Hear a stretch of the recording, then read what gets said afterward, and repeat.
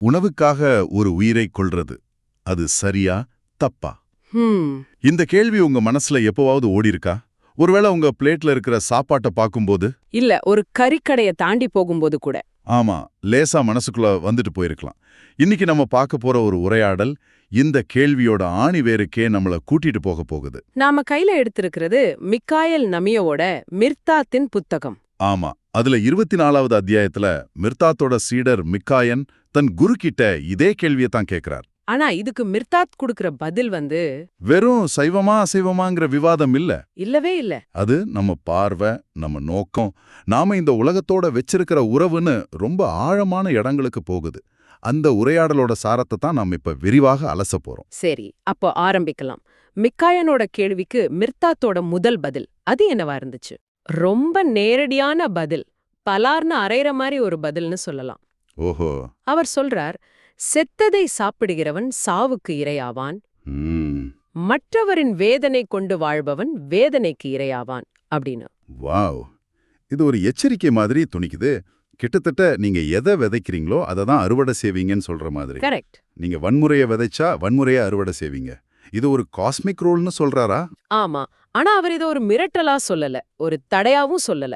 அவர் என்ன சொல்றார்னா, வல்லமை படைத்த விருப்பம் அப்படிதான் வரையறுத்துள்ளது. சரி. அதை அறிந்து சரியான வழியை தேர்ந்தெடுத்துக் கொள்ளுங்கள்னு முடிக்கிறார்.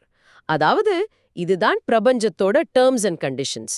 இத புரிஞ்சுக்கிட்டு உங்க வழியை நீங்களே தேர்ந்தெடுங்கன்னு முடிவை நம்மகிட்டயே விட்டுடுறார். யாரையும் கட்டாரப்படுத்தல. ஆமா, கட்டாயப்படுத்தவே இல்ல.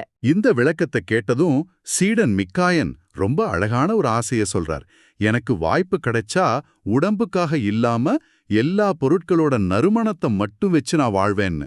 கேக்குறதுக்கு ரொம்ப கவிதையா இருக்கு இல்லையா? ஆமா, ஆனா மிர்தாத் இத ஒரு சீரியஸான பாயிண்டா எடுத்துக்கிறார். நிச்சயமா. மிர்தாத் சொல்றார், ஒரு காலம் வரும், அப்போ மனுஷங்க நறுமணத்தை மட்டுமே சுவாசிச்சு வாழ்வாங்கன்னு. இந்த கனவை அடிப்படையா வச்சுதான் அவர் மனுஷங்களை 2 வகையா பிரிக்கிறாரு. ஓகே. இது அவங்க என்ன சாப்பிடுறாங்கங்கறத பத்தின பிரிவினை இல்ல, அவங்க உலகத்தை எப்படி பாக்குறாங்கங்கறத பத்தினது. முதல் வகை ஆவல் கொண்டவர்கள். சரி, அந்த ஆவல் கொண்டவர்கள்னா யாரு? அவங்களோட குணம் என்ன? அவங்க வாழ்க்கையோட உயர்ந்த நிலையை அடைய துடிக்கிறவங்க. அவங்களுக்கு இந்த உடம்பு ஒரு முடிவே இல்ல. ஒரு கருவி மாதிரி. ஆமா, அது வெறும் ஒரு பாலம், எல்லையில்லாத ஒரு உலகத்துக்கு போறதுக்கான ஒரு கருவி. அதனால அவங்க உடம்போட தேவைகளை குறைச்சுக்கிட்டே இருப்பாங்க. இது இப்போ நாம பேசுற மினிமலிசம் கான்செப்ட் மாதிரி இருக்கு. தேவைகளை குறைக்க குறைக்க ஆன்மாவுக்கு சுதந்திரம் கிடைக்குதுன்னு சொல்ற மாதிரி. மிகச்சரியா சொன்னீங்க. தேவைகளை குறைக்கும் போது வேதனையும் மரணமும் கூட குறையும்னு மிர்தாத் சொல்றாரு. அவங்களுக்கு என்ன கிடைக்கும்? அவங்களுக்கு கிடைக்கிற பரிசு கனமில்லாத ஆன்மாவும் புரிதலோட இனிமையும் தான். ஓகே, இது ஒரு வகை. இதுக்கு நேர் எதிரானவங்க தான் 2வது வகை, ஆவலற்றவர்கள். ஆமா, அவங்களுடைய நோக்கம் ரொம்ப சிம்பிள். என்னது? வயித்தையும் சட்டப்பையும் நிரப்புறது மட்டும்தான்.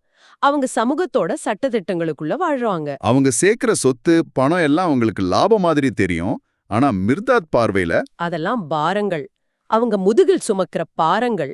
ஆஹா, ஒரு குரூப் ஆன்மாவை லேசாக்க பாக்குது, இன்னொரு குரூப் உலக பொருட்களை சேர்த்து அந்த பொருட்களுக்கே பாரமாயிடுது. கரெக்ட். இந்த 2 பார்வைக்கும் உள்ள வித்தியாசத்தை மிர்தாத் வெறும் தத்துவமா சொல்லாம 3 சூப்பரான உவமைகள் மூலமா படம் பிடிச்சு காட்டுறார். அதுதான் இந்த அத்தியாயத்தோடவே ஹைலைட் நினைக்கிறேன். நிச்சயமா. முதல் உவமை ஒரு வயலை பத்தினது. சொல்லுங்க. ஒரே வயலை 2 பேர் பாக்குறாங்க. முதல் ஆள் அந்த வயலை பார்த்ததும் மனசுக்குள்ள கணக்கு போட ஆரம்பிச்சிடறான். இதுல எத்தனை மூட்டை நெல் கிடைக்கும், அத வித்தா எவ்வளவு தங்கம் வெள்ளி கிடைக்கும்.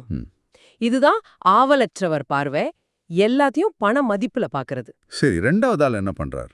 அவரோட பார்வை முற்றிலும் வேற. அவர் அந்த வயலோட பசுமைய கண்ணால குடிக்கிறார். வாவ். ஒவ்வொரு இலையையும் தன்னோட எண்ணத்தால முத்தமிடுறார். அந்த மண்ணு கல்லு வேர் மேல தான் அன்பு பொழியிறார். அதாவது அவர் அந்த வயலோட ஒரு ஆன்ம தொடர்பை ஏற்படுத்துறார். இதுல மிர்தாத் கொடுக்கிற தீர்ப்பு தான் ரொம்ப பவர்ஃபுல். ஆமா, மிர்தாத் சொல்றார், சட்டப்படி அந்த வயல் முதலாளுக்கு சொந்தமா இருக்கலாம். ஆனா ஆன்ம ரீதியா அந்த வயலோட ஒன்றி போன அந்த 2வது மனிதர் தான் அந்த வயலுக்கு உண்மையான சொந்தக்காரர். எவ்வளவு பெரிய கருத்து பாருங்க.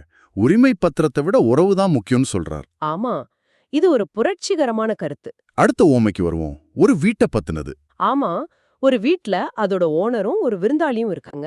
ஓனர் என்ன பண்றாருன்னா அந்த வீட்டை எவ்வளோ விலை கொடுத்து வாங்கினாரு, அதுக்கு போட்டிருக்கிற பெயிண்ட் செலவு, அலங்கார பொருட்களோட விலைன்னு அதோட பொருள் மதிப்பு பத்தியே பேசிட்டு இருக்கார். ஆனா அந்த விருந்தாளி என்ன பண்றான்னா அந்த பொருட்களை பார்க்கல, அந்த வீட்டை உருவாக்குன உழைப்பாளர்களோட கைகளை நினைக்கிறார். அத்தனை உழைப்பையும் அத்தனை ஆன்மாக்களையும் மனசால வணங்குறார். எனக்கு இது ஒரு மியூசியத்துக்கு போற அனுபவத்தை ஞாபகப்படுத்துது. சில பேர் ஒரு ஓவியத்தை பார்த்துட்டு இது விலை எவ்வளோ போகும்னு யோசிப்பாங்க. இன்னும் சில பேர் அந்த ஓவியத்தை வரைஞ்ச ஓவியனோட வலியையும் காதலையும் அந்த ஓவியத்துல பார்ப்பாங்க. ரெண்டு பேரும் பார்க்கறது ஒரே பொருள் தான், ஆனா அனுபவம் வேற. அருமையான உதாரணம். இங்கேயும் மிர்தாத் அதே தீர்ப்பைத்தான் சொல்றார். என்ன சொல்றார்? அந்த விருந்தாளி தான் அந்த வீட்ல நிரந்தரமா வாழ தகுதியானவர். ஆனா அந்த ஓனர் அந்த வீட்டையே தன் முதுகுல சுமக்கிற ஒரு பாரம் ஏத்தின விலங்குன்னு சொல்றார். திரும்பவும் அதே கருத்து. பொருளோட ஓனரை விட அதோட ஆன்மாவை உணர்ந்தவரே அதுக்கு தகுதியானவர். கரெக்டா சொன்னீங்க. இப்போ 3வது உவமைக்கு வருவோம். இந்த 3லயும் ரொம்ப ஆழமான, ஏன் கொஞ்சம் ஷாக்கிங்கான உவமை இதுதான் நினைக்கிறேன். கன்றுக்குட்டி உவமை. ஆமா, 2 பேர் பசுவோட பாலை குடிக்கிறாங்க. முதல் ஆள் பக்கத்துல நிக்கிற கன்றுக்குட்டிய பாக்குறான். ஆனா அவன் கண்ணுக்கு அது உயிரா தெரியல. தன்னோட அடுத்த பிறந்தநாள் பார்ட்டிக்கு நண்பர்களுக்கு விருந்து வைக்க போற ஒரு மாமிசமா தெரியுது. சரி, இன்னொருத்தர் என்ன பண்றார்? அவர் அந்த கன்றை தன்னோட உடன்பிறப்பா நினைக்கிறார். அந்த பசுவையும் கன்றையும் ரொம்ப பாசமா பாக்குறார். அந்த பால்ல வெறும் புரதத்தை மட்டும் பார்க்காம ஒரு தாயோட அன்பையும் அந்த உறவோட புனிதத்தையும் உணர்றார். இங்க மிர்தாத்தோட தீர்ப்பு நம்ம எல்லா எதிர்பார்ப்பையும் உடைக்குது. நிச்சயமா. மிர்தாத் சொல்றார், 2வதாக சொன்னவரே கன்றின் மாமிசத்தால் ஊட்டம் பெற்றவர், முன்னவர் அதனால் நஞ்சுட்டப்பட்டவரே ஆவார். ஒரு நிமிஷம், இது கொஞ்சம் குழப்பமா இருக்கு. ஆமா, ஆச்சரியமா இருக்குல்ல? கன்ற அன்பா பாக்குறவருக்கு அதோட மாமிசத்தோட ஊட்டம் கிடைக்கும்னு சொல்றாரு. அவர் அதை சாப்பிடவே இல்லையே. இதுல ஊட்டம்னா என்ன அர்த்தம்? இது உருவகமா இல்ல உண்மையா? நல்ல கேள்வி. இங்க மிர்தாத் பேசுறது உடல் ரீதியான கலோரிகளை பத்தி இல்ல, ஆன்ம ஊட்டத்தை பத்தி. ஓகே. அதாவது ஒரு பொருளோட உண்மையான சத்து அதோட ஆன்ம சாரம். நீங்க ஒரு பொருளை அன்போடும் நன்றியோடும் அணுகும்போது அதோட ஆன்ம சாரம் உங்களுக்கு ஊட்டமா கிடைக்குது. ஆனா பேராசையோடும் வன்முறையோடும் அணுகும்போது அதே பொருள் உங்களுக்கு விஷமாகுது. இதுதான் இந்த 3 உவமைகளோட சாராம்சம். அப்போ நாம என்ன சாப்பிடுறோங்கிறத விட எந்த மனநிலையில அதை அணுகுறோங்கிறதா முக்கியம். அதேதான். மிர்தா இது இன்னும் அழகா சொல்றாரு. இதயத்தில் போட வேண்டிய பலவற்றை வயிற்றில் கொட்டிக் கொள்கிறார்கள்னு. அன்பு, நேசம், புரிதல் மாதிரி இதயத்துக்கான உணவுகளை விட்டுட்டு ஆமா, வெறும் பௌதீக பொருட்களை வயித்துல நிரப்புறோம். இது ஒரு பெரிய தத்துவ பிழைன்னு சொல்றாரு. பத்தியும் ஒரு முக்கியமான விஷயம் சொல்றாரு. குறைவாக நீங்கள் கொடுத்தால் அது நிறைய திருப்பி தருகிறது. நிறைய கொடுத்தா அது குறைவாகவே திருப்பி கொடுக்கும்னு. இது நம்மளோட நுகர்வு கலாச்சாரத்துக்கு நேரெதிரான கருத்து. ஆமா, இது சாப்பாட்டுக்கு மட்டும் இல்ல, எல்லா பொருட்களுக்கும் பொருந்தும். குறைவா சாப்பிட்டா உடம்பு ஆரோக்கியமா இருக்கும், அதிகமா சாப்பிட்டா அதுவே நோயா மாறும். அதே மாதிரி பூமி தாய்கிட்ட இருந்து நாம எடுக்கும் போதும் ஒரு பரஸ்பர அன்பு பரிமாற்றத்தோட எடுக்கணும்னு சொல்றார். அவ தன் இதயத்தை திறந்து நமக்கு உணவு தர்றா. ஆமா, நாமளும் நம்ம இதயத்தை திறந்து அவளுக்கு நன்றி சொல்லணும். ஆக கடைசியில மிர்தாத் சொல்ல வர்ற மைய கருத்து இதுதான். நீ என்ன உண்கிறாய் என்பது இங்கே முக்கியமில்லை. வழிகாட்டும் உனது ஆன்மா அப்படி அமைந்து விட்டால் நீ ஞானமும் அன்பும் பெறுவாய். மிகச்சரியா சொன்னீங்க. உங்க ஆன்மா அன்பா இருந்தா நீங்க எதை சாப்பிட்டாலும் அது ஞானமா மாறும். உங்க ஆன்மாவுல வன்முறை இருந்தா நீங்க எதை சாப்பிட்டாலும் அது வன்முறையை தான் வளர்க்கும். இந்த உரையாடல் இப்படி ஒரு தத்துவ உச்சத்தை அடைஞ்சதும் அபிமாருன்னு இன்னொரு சீடர் ஒரு பிராக்டிக்கலான கேள்வியை கேட்கிறார். ஆமா, நம்மள பலருக்கும் தோன்ற கேள்விதான் அது. அவர் கேட்கிறார், எல்லா உயிரும் ஒரு நாள் சாகத்தான போகுது, ஒரு மிருகத்தோட சாவுக்காக நான் ஏன் மன உளைச்சல் படணும்? இது ரொம்ப லாஜிக்கலான கேள்வி. ஆமா, சாவு இயல்பு தானே, அப்புறம் நான் கொல்றதுனால என்ன பெரிய வித்தியாசம் வந்துற போது? இந்த கேள்விக்கு மிர்தாத்தோட இறுதி பதில் இந்த அத்தியாயத்தோட முழு சாரத்தையும் நமக்கு கொடுக்குது. அவர் சொல்றார், எல்லா உயிர்களும் மரணமடைய விதிக்கப்பட்டவை என்றாலும் எந்த உயிரின் மரணத்திற்கும் நீ கவலைப்படத்தான் வேண்டும். மரணம் இயல்புங்கிறதுக்காக மரணத்தை உருவாக்குற செயலா நாம நியாயப்படுத்த முடியாதுன்னு சொல்றார். கரெக்ட். அது மட்டுமில்ல, கடவுள் யாரையும் கொலைக்காரனா நியமிக்கலைன்னு சொல்றார். திருட்டு, பொய், போர், கொலை மாதிரி விஷயங்கள் உலகத்துல இருக்கு. ஆனா அதை செய்யறவங்க பாவத்தின் தூதர்களா இருக்காங்க. அந்த பாவத்தோட விளைவான வேதனைய அவங்க தான் அனுபவிப்பாங்க. ஆமா, திருடனுக்கு, பொய்யனுக்கு, கொலைக்காரனுக்கு தான் வேதனை. ஏன்னா அவங்க பிரபஞ்ச விதிகளுக்கு எதிரா செயல்படுறாங்க.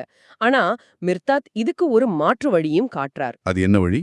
அவர் சொல்றார், என் தோழர்களே, உங்க இதயத்தின் இருளை கழுவுங்கள், பாவ உணர்வுகளை துடைத்தெறியுங்கள். அப்போதான் சர்வவல்லவன் உங்களை மகிழ்ச்சியின் தூதர்களாக துயர் போக்க அனுப்புவான்.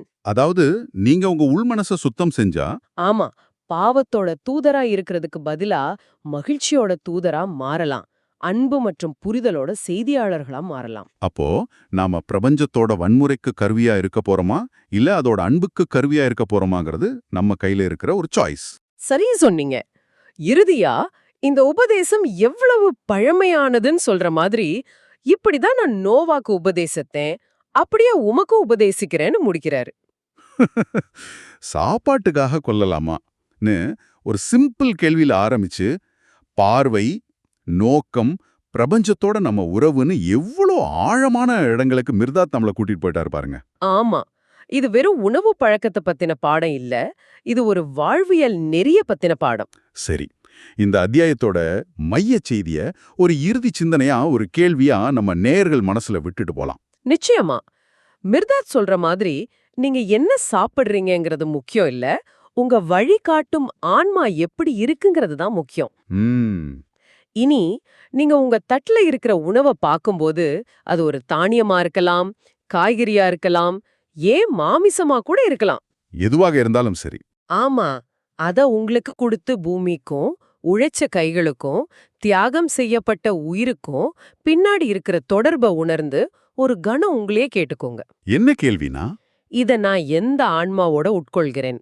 அந்த மௌனத்துல உங்களுக்கு ஒரு பதில் கிடைக்கும். அந்த பதில் ஒருவேளை உங்க உலக பார்வையையே மாத்தக்கூடும்.